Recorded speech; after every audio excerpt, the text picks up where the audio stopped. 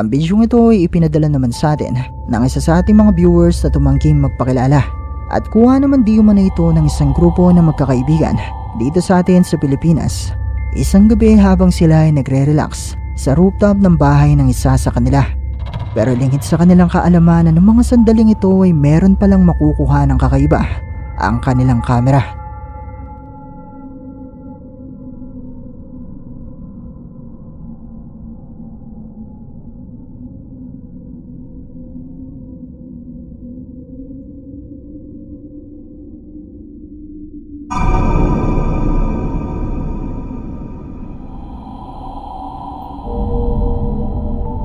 Makikita mula sa bidyong ito ng magkakaibigan habang sila ay nasa rooftop ang biglang paglitaw ng imaheng ito ng di umano isang babae na merong puting kasuotan at merong suot na belo.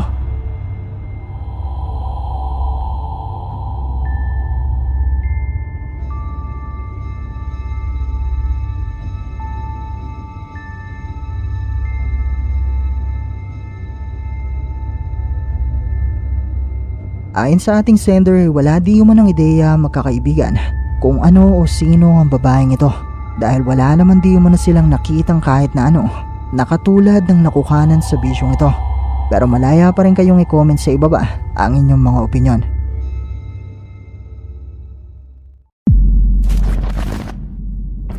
Ang bidyong ito ay ipinadala naman sa atin ng isa sa ating mga viewers na si Martin Bueno at mula naman di umano ito sa isang TikTok user na bumili ng isang haunted na manika bilang katuwaan dahil hindi naman siya naniniwala sa mga kababalaghan. Pero isang gabi ay merong nangyaring kakaiba na talaga namang nakapangingilabot.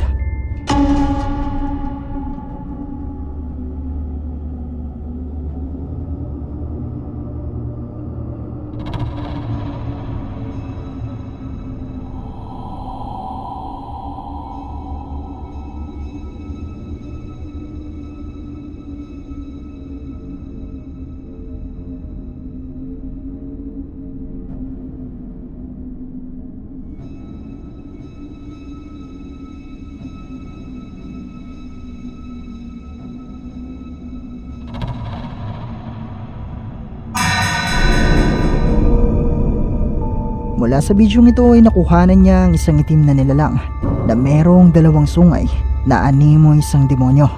Maya-maya pa ay ipinakita na nito ang manika na di umano'y haunted.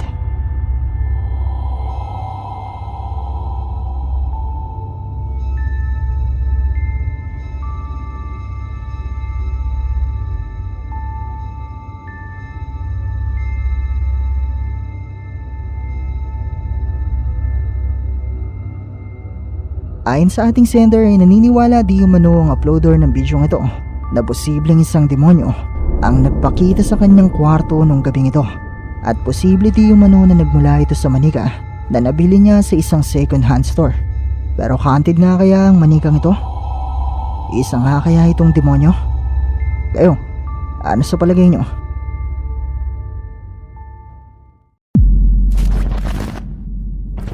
Ang bidyong ito ay ipinadala naman sa atin ng isa sa ating mga viewers na tumangking magpakilala at mula naman di umano ito sa isang vlogger sa Thailand na sinubukan mag-vlog sa isang abandonadong lugar at sa vlog nga na ito ay meron di umano siyang nakuhanan na makapanindig balahibo.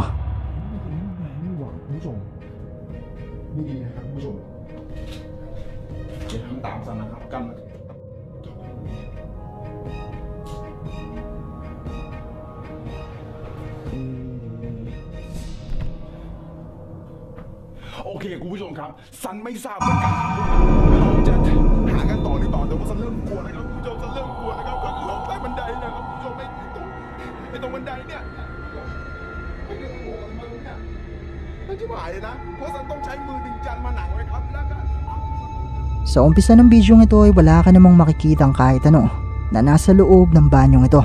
Pero maya-maya pa nang iharap na niya ang camera sa kanya, makikita mula sa kanyang likuran ang animo isang babae na nakatayo sa pintuan ng banyo.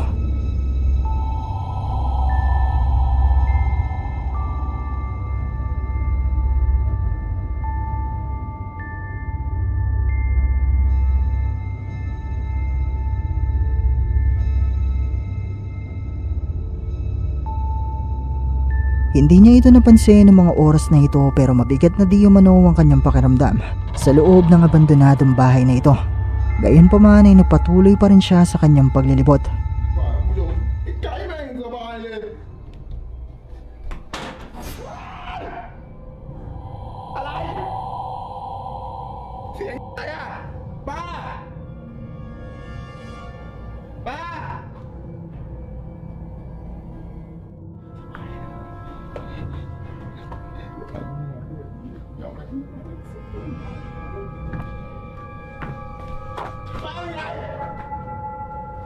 เป็นไงไม่มีครับคุณผู้ชมเอาสิครับโอเคเอาไงดีอ่ะคุณผู้ชมสันว่าเรารีบกลับกันดีกว่าครับไอ้ไก่เนี่ยมันเลยนะคุณผู้ชม Nakarinig siya ng isang malakas na tunog na nagmumula sa loob ng banyo at sinubukan niya itong silipin pero wala naman siyang nakitang kahit na ano na naroon. Pero maya maya pa ay muling makikita ang misteryosong babae na nakaupo sa hagdanan ito.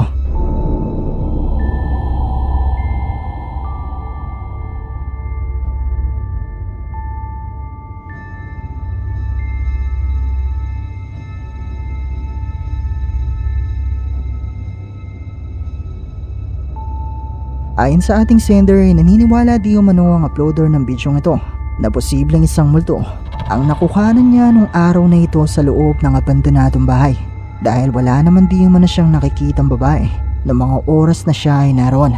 Pero katulad pa rin ng palagi kong sinasabi, nasa inyo na kung maniniwala ba kayo o hindi. Wait, napansin ko na 80% sa mga viewers ay hindi pa nakasubscribe dito sa ating channel. Kaya naman kung ikaw ay isa sa 80% na ito, iniimbitahan kita na i-hit ang subscribe button at ang notification bell dahil marami pong mga nakakatakot na videos ang paparating. Ang bidyong ito ay ibinahagi naman ng isang babae sa Facebook taong 2018. Nakuha naman ng isang grupo na magkakatrabaho sa isang bangko sa Mexico. Isang araw habang sila ay payapang nagkukwentuhan, nang bigla na lang merong mapansing kakaiba ang isa sa kanila na nagawa naman itong makuhana ng video.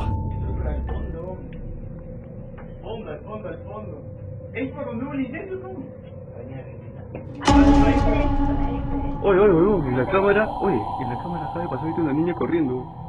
Oye, la niña que llora. Oye, te juro que en la cámara acaba de pasar ahorita corriendo, una niña. Oye, ha corrido hacia acá. Oye, te juro que ha pasado ahorita una niña corriendo. Ahorita voy a atrás el video. Mula sa maikling bidyong ito ay makikita sa kanilang likuran ang isang itim na figura o imahe ng animo isang batang babae na tumakbo patungo sa isang sulok ng bangko. Agad-agad naman nila itong sinundan pero wala namang bata na naroon.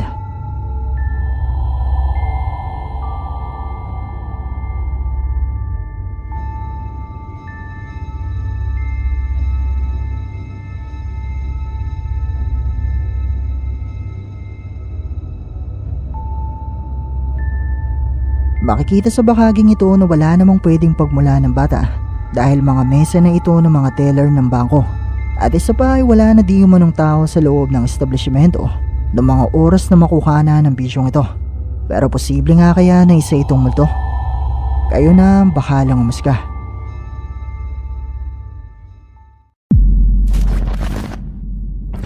Ang bidyong ito ay ipinadala naman sa atin ng isa sa ating mga viewers sa si Faye Angeles. At mula naman di umano ito sa isang TikTok account na hindi na niya maalala ang pangalan. Pero ayon sa kanya ay kuha di umano ito ng isang Chinese ghost hunter na sinubukang mag-imbestiga sa isang abandonadong gusali sa China na pinaniniwalaang haunted.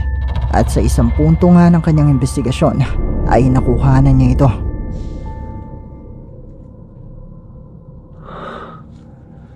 这里面哪有流浪汉呢？哎，前面啥玩意儿动了呢？嗯，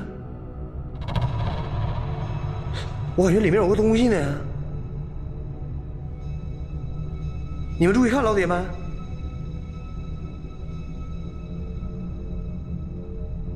我操！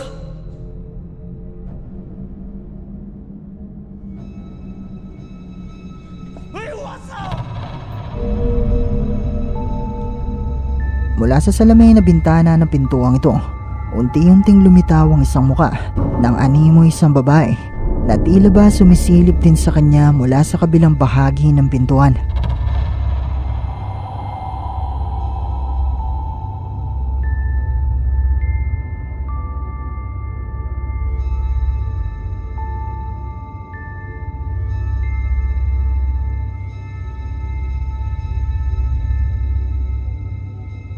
Sinubukan pang tutukan ng kamera ng Ghost Hunter ang bintana pero wala na ang babae roon at hindi na ito muli pang nagpakita sa kanya. Pero posible nga kaya na isang multo ang nakuhanan niya nung gabing ito? Kayo, ano sa tingin nyo? At dito na nagtatapos ang ating video. Kung nagustuhan mo ang video ito, sana ay mag-iwan ka ng like at ng iyong komento. At kung hindi ka pa nakasubscribe sa channel na ito, ay mag-subscribe ka na at i-hit mo na rin ang notification bell para updated ka sa mga bago nating upload. O paano? Paalam mo na sa ngayon at kita-kits na lang sa susunod nating video. Maraming salamat!